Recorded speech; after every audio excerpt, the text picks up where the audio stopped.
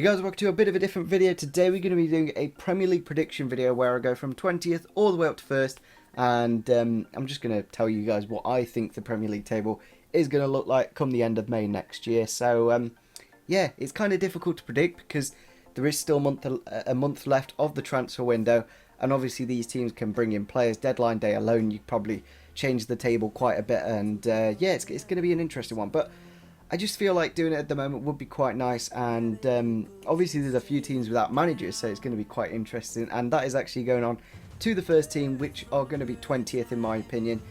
I just don't see how Hull can stay up. They've not got a manager, they haven't made any signings, and they barely scraped getting promoted. We beat them 2-0 at the KC Stadium, obviously us losing 3-0 at home. That's the main reason they are in the Premier League. Us cocking up on such a colossal matter means Hull were in the Premier League, and they just haven't done anything. I think they've got new owners, and yeah, it's just not looking good for Hull City. And I'd say 99% of people who are predicting where teams are going to finish in the Premier League, Hull City are going to be in the relegation zone, that's for sure. So going on to 19th now, we have got Burnley. I just don't like Burnley, and also I don't think they've made any signings. I'm trying to think of any signings off the top of my head. I could just have a quick look here. I've got a quick table of all the teams in Burnley.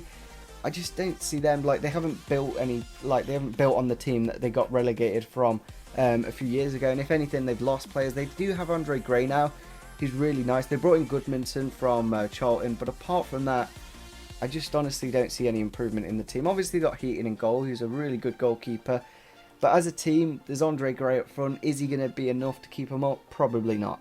On to 18th position now.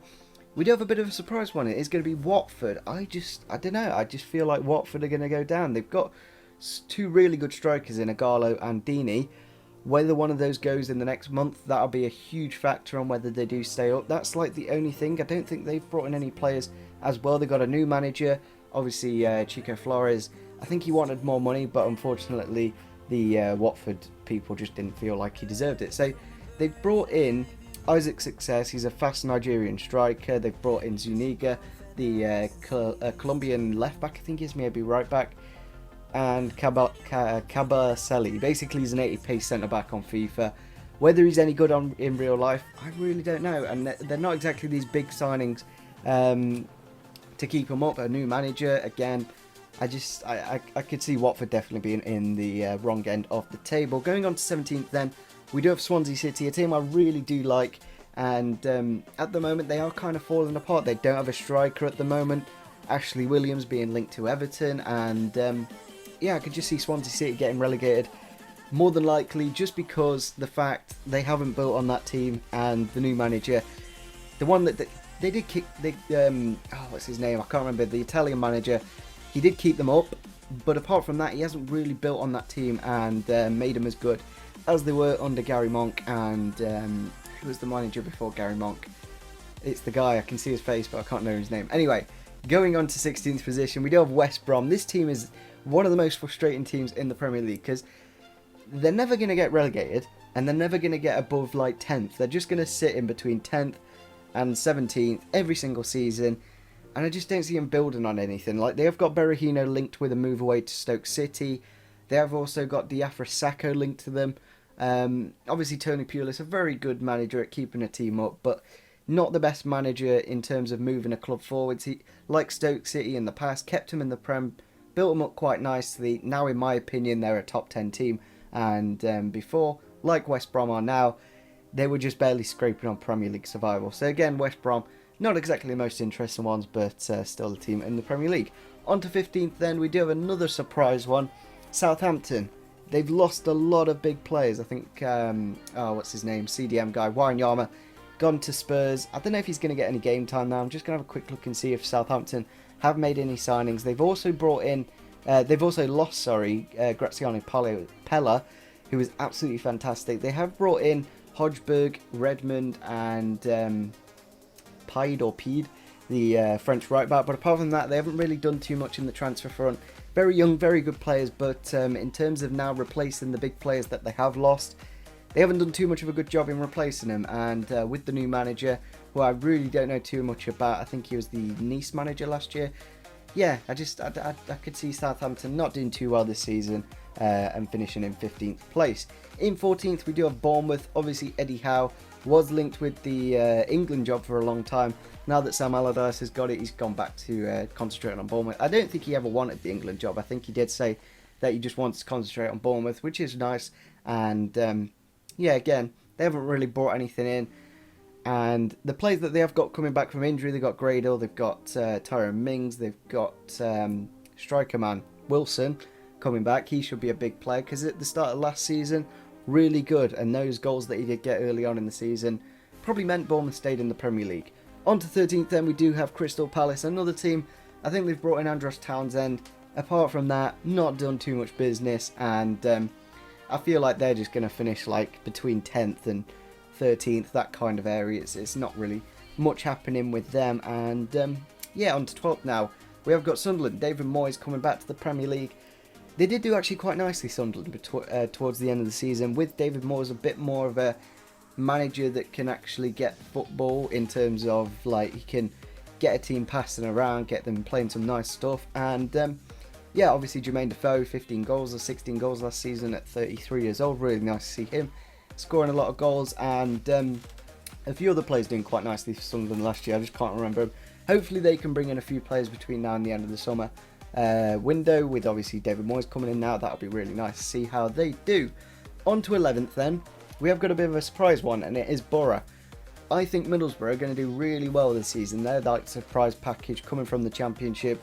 They were the toughest team. They were the best team in the league, without a doubt. And they've brought in some huge names. They've brought in Valdez. They've brought in Barakan, the right back. Negredo, the striker, who obviously played for Manchester City. And now he's at Middlesbrough. That's kind of crazy. Fisher and... there's another one. Can't remember his name. I think he's a CDM. Used to be at Sampdoria or maybe another Serie A team. But yeah, really good signings. And their squad was already really strong. And yeah, I just seen them do really, really well next season. On to 10th position, then we do have Stoke City. Obviously, as I said before, Stoke, they used to be like a 16th to 13th place team. Now they've got some huge players like Shaqiri, Arnautovic. I don't think they've made any signings yet. I'm trying to think of any off the top of my head. They have obviously been heavily linked with Berahino, who would be a really nice striker option. They brought in Joe Allen, really good central midfielder actually. Him, Whelan, Adam and Mbula. A lot of competition in that holding midfielder role with Shaqiri and Arnautovic and Afellay in front of him. Really good team actually, Stoke City. Obviously Jack Butland in goal, great keeper. And yeah, I think a top 10 finish to them will be more than easily enough done. Into 9th position then, we do have Leicester City. Now, obviously they've lost Kante. That's a huge loss. Like that's a good 4 positions for them. Just losing Kante alone. Obviously they brought in Mendy, who's a similar player, but he's not going to be quite on the same level as N'Golo Kante. Obviously, Mahrez is being linked to Arsenal quite heavily. Whether he does go, I'm just doing us on the team that they do have at the moment, and looking at the teams above them. Maybe they could get into 8th. I'll get onto that in a moment though. But yeah, I see like Leicester with Champions League football as well. That's another thing to consider. Leicester are in the Champions League, so they're going to be playing a lot of games, and whether their squad can stretch to it, we'll have to see. On to 8th position, then we do have West Ham. They've got Dimitri Payet. Apart from that, they haven't really brought in too many better players. Like, they haven't built on the squad, in my opinion. I'm just going to have a quick look and see. Obviously, they've got the new stadium, so a bit of their money's gone towards that. They've brought in the Turkish player Tor from Galatasaray. I think he's quite young, obviously. There's not too many new signings. They've got Nordveit on a pre-contract signing.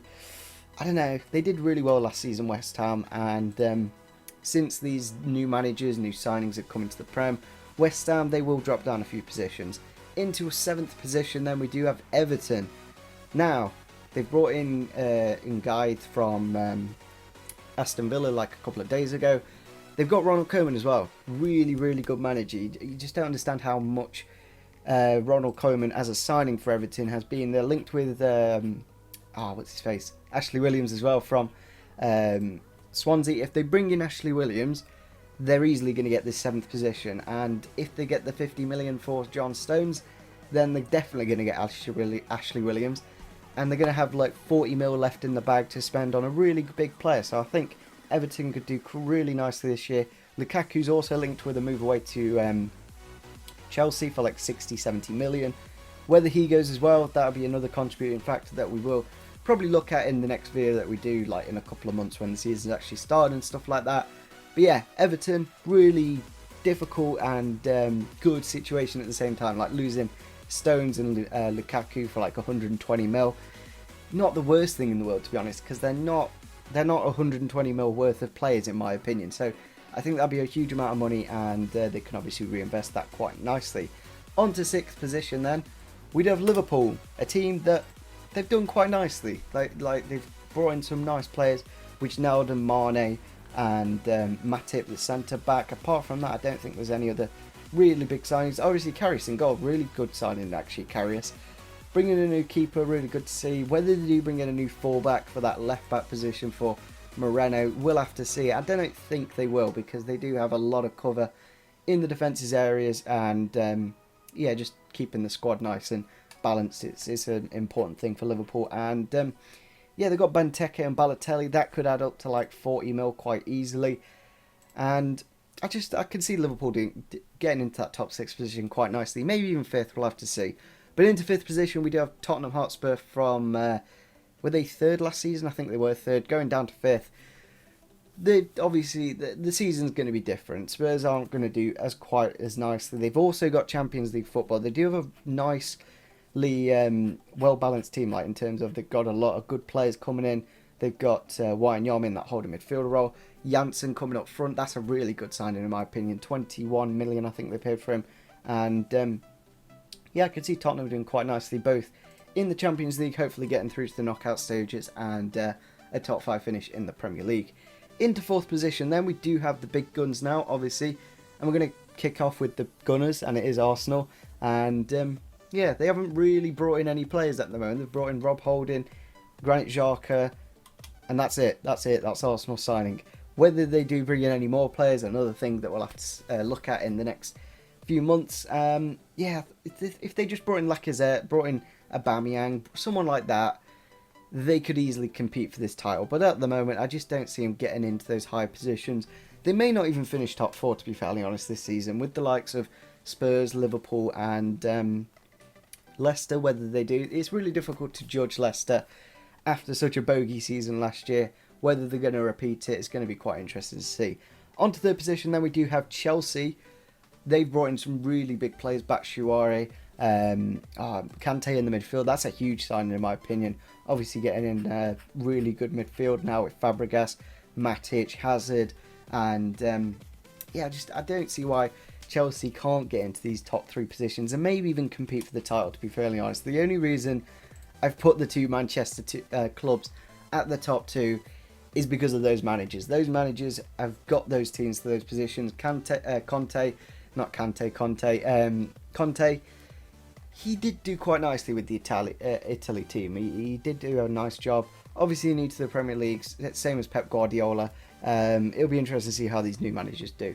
Into 2nd position then, we do have Manchester United, obviously leaving City for last. We'll get onto those in a moment though. But first, Man United, they've brought in Ibrahimovic, they've brought in Mkhitaryan, they've brought in potentially Pogba. Like it's one of those things, like I'd rather you just announce it than keep teasing it every single day, like, oh, Pogba's going to join, Pogba's going to join.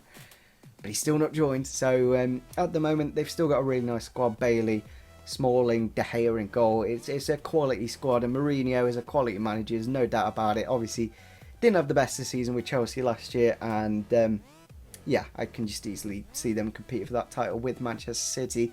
The final team on this, obviously Pep Guardiola. I think they paid like 20 mil. I think they're paying him 20 mil a year to be the manager, but I think he's worth it. Honestly, he is worth 20 mil a year because he's a quality manager. He's proven it at Barcelona, Bayern Munich. But if he does not win the Premier League in this first season, it shows the Premier League is the best league in the world, and that would be something really nice to see. Actually, if Pep Guardiola doesn't win, then it'll be quite interesting. Obviously, they've brought in Nolito, they've brought in Sane recently for like 40 mil, Gundogan. Anyone else? No, I don't think there is anyone else. I was just trying to think off the top of my head. Yeah, Manchester City, they've brought in some really big players. They're also linked to John Stones, who would be a really good defensive signing. Can either play a right back or centre back, but they have got a lot of options. Like if they can get Otamendi, Mangala, and a few other players that haven't really done too well in the past to actually perform under Pep Guardiola, then that would be really nice to see. Obviously up front they've got Nacho, Aguero, Sterling, Nolito, Boni, like a really good attack, midfield quality. Maybe they get rid of a couple of these players like Nasri, Jesus Navas, and maybe even Delph. Maybe he'll be moving on. We'll have to see over this next month. So that wraps up this video. If you did enjoy it, make sure you do smash the like button. If we do get 35 likes on this video, I'm thinking of doing a championship one, because obviously I'm a Derby County fan. I know the league quite nicely. I know who's going to do well. Obviously the Newcastle's, Derby, and a few other teams will be towards the top, and towards the bottom there'll be a few strugglers like Nottingham Forest. And yeah, if we could get for 35 likes, that'd be absolutely fantastic. Subscribe if you're new to the channel. Leave your comments down below on where you think these teams are going to finish well. Obviously it's an all opinion based. Disliking the video because I've put your team in like 17th is a bit silly, because it's my opinion. If you think they're going to finish higher, then please do tell me. So make sure you do smash the like button, subscribe if you're new to the channel, and see you soon. Bye.